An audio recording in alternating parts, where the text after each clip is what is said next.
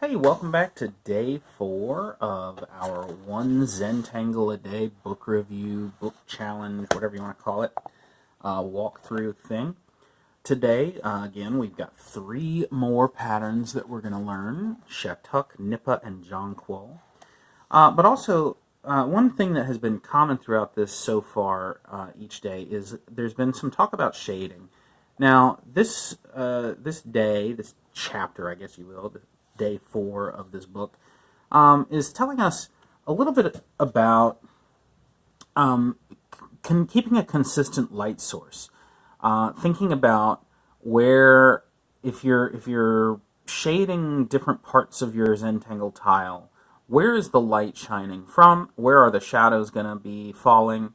And so, for example, like in this case right here, you can see that if this is the sunlight that is shining onto it, notice that the shadow on this pattern is on the bottom right because the light is shining from the top left. And then for each of these little, what did we call those things? Not poke roots, they were called festoons. Each one of these little festoons, the shadow is on the bottom right because the light is shining from the top left. So now here, it's talking about abstract art. Yes, Zentangles are abstract pieces of art.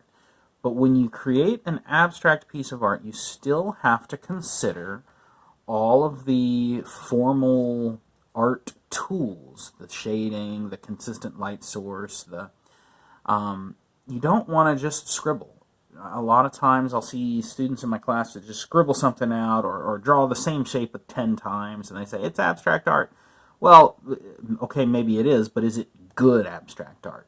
What is it that separates good abstract art from garbage scribbles? And the answer is having a formal understanding of all the different art concepts. Now, all these concepts we've been talking about with shading and depth and consistent light sources and patterns and overlapping and all this, these are all things that are good artist tools no matter what you're making, whether you're making Zentangles or other abstract art or drawing portraits or landscapes or anything. So this is a very important concept to consider, that just because you're making abstract art doesn't mean that it doesn't matter, and it doesn't mean that you just scribble something out and say, well, there I am, I'm done. You're still trying to put your very best into it. All right, so jumping right into these 3 patterns, let's start with Shattuck. Notice that the string here is drawn with a pencil. The string is drawn with a pencil. And then the pattern is drawn with a pen. So everything that's red lines in here, you're going to draw with a pen. And we'll start with some wavy lines that are parallel. So it's 2 sets that are parallel here, and then a little loop at the end. Okay, and then again, these 2 lines need to be parallel. Parallel means they go the same direction, so here's what I don't want. I don't want to make one like that and then one like that, right? They're not the same distance apart the whole way. Think of it like a worm. It doesn't get thicker and then thinner in different parts. They want to stay the same distance apart the whole way. And let's make another one. I got a little bit of room there. Okay. Step 2 is to make little zigzags between them. So, zig, zag, zig, zag, zig, zag. Again, zig, zag, zig, zag, zig, zag. And one more time. Ziggity zaggities. Maybe some down here too. Now, here's what makes Shattuck really shine. If you look at the finished pattern here, notice that in those zigzags, you've got diagonal lines going one way and diagonal lines going the other way. And it looks woven. It looks like they overlap each other. So what I want, maybe inside these triangles that point up, I want to do diagonal up and to the right. Fill that with diagonal lines up and to the right in all of these triangles that point upwards. And then I'll do the opposite diagonal in the triangles that point downwards. I'll do down and to the right. And by doing those in alternating directions, different directions like that, it makes it look like these are woven into each other. Okay, and then in these teeny tiny little ones I have down here, it might be difficult to do. I'm only get 1 or 2 lines in each little triangle, but I'm going to just do my best and get it. And there we go. And then the shading is really going to make this interesting. There's a lot of things we can do with shading. Here it just kind of looks a little bland, but what I'm going to do is shade the underside underneath each one of these wormy shapes. And in all of my zigzags, I'm going to shade underneath on the left side of the triangles that are pointing up. Okay, I'll kind of make those ones look like they are underneath. Anyway, there's lots of different ways to do it. You can also shade around the string, which is what they've kind of done here in the book to make it look like it kind of curves and there's a shadow down under there. Anyway, there's a lot of things you can do with shading on that pattern. Nipa, the second pattern, we start with some circles. These can be lots of different sizes. Some of them could crop outside of your frame if you need. You can have some big, some small, some medium. They do not need to be in any kind of specific arrangement. Just have fun with it. And then in the empty spaces between, you're going to make just wavy lines. And you want those wavy lines to be parallel. So the first one, it doesn't matter how you draw it. You can have lots of smalls and bigs, whatever. But then for the rest of your wavy lines, you're going to follow that same path, like we talked about before with parallel waves. Right? You don't want to just make a bunch of weird random waves. You want each one of these waves to go the same direction as the one before it.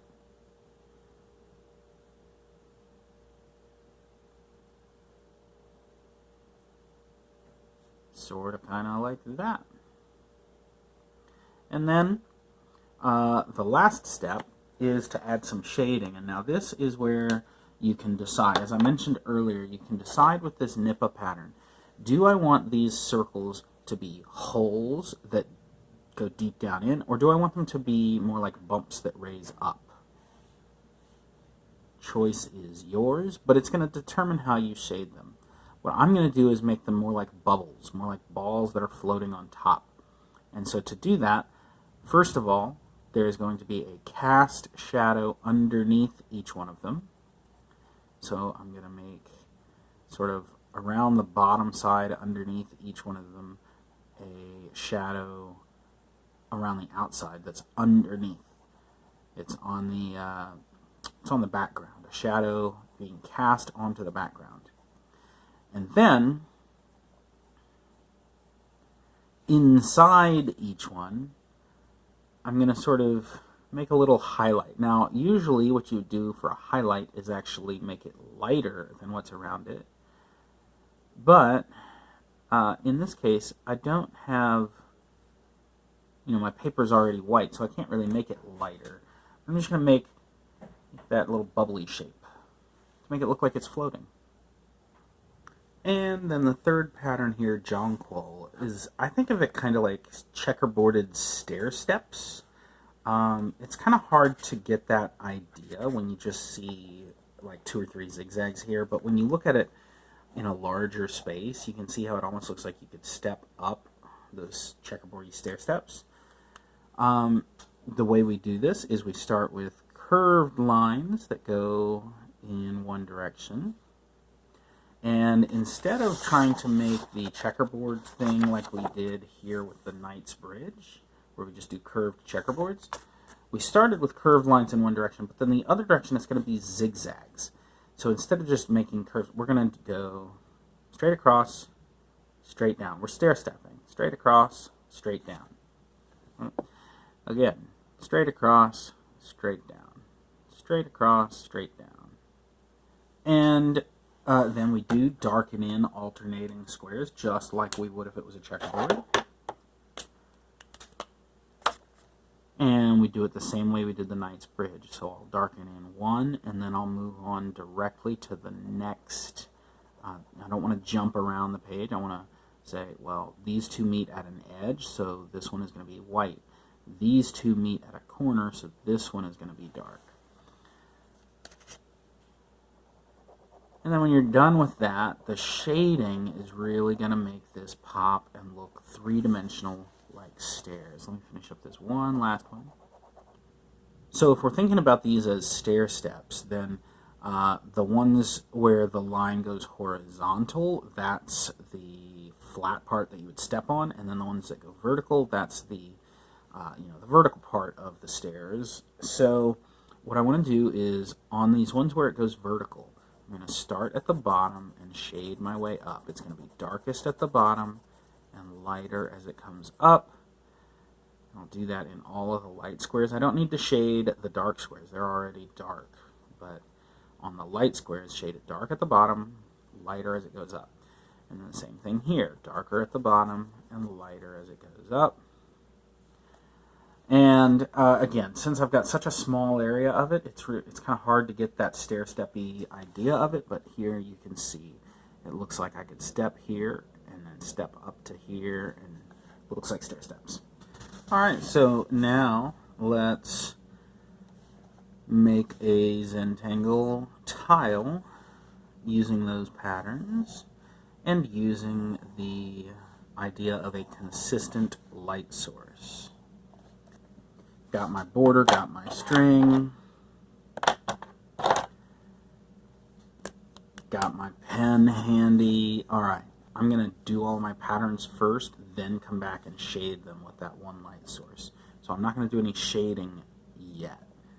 Let's just get some patterns on.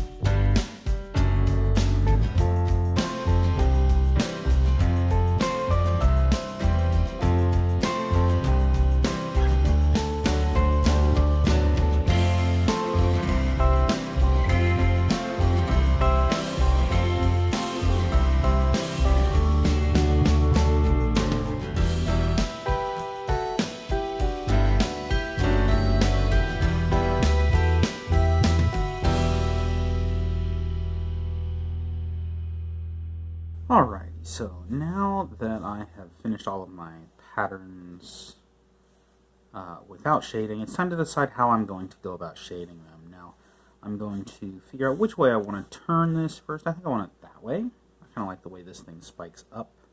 And I'm going to imagine this is the sunlight shining onto this whole thing. So let's start with this Jonquil pattern in the middle.